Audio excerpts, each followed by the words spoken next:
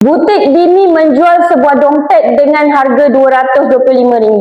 Pelanggan akan mendapat diskaun RM15. So, hitung harga dalam asas 7 yang perlu dibayar. Okey. So, nak tahu harga yang dibayar, RM225 tu tolak diskaun RM15. So, dapat RM210. RM210 ni sebenarnya dia dalam asas 10. Kita nak kena tukar kepada asas 7. So, macam mana nak tahu? Kita kena bahagi dengan nilai asas. 210 tu kena bahagi dengan nilai asas 7. Bila nak bahagi tu kan, awak kena dapatkan jawapan dalam nombor bercampur tau.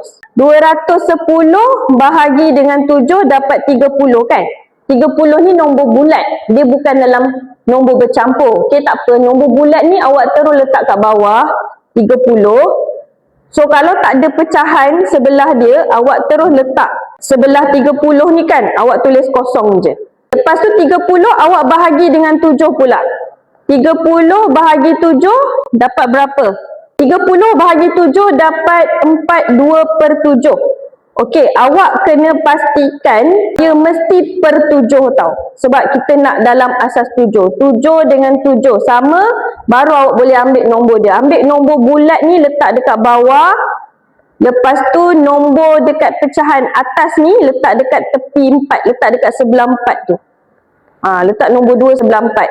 Okey, lepas tu 4 boleh tak bahagi dengan 7? Tak boleh. So, bila tak boleh bahagi, stop sampai situ je lah. Kita ambil jawapan daripada bawah ke atas.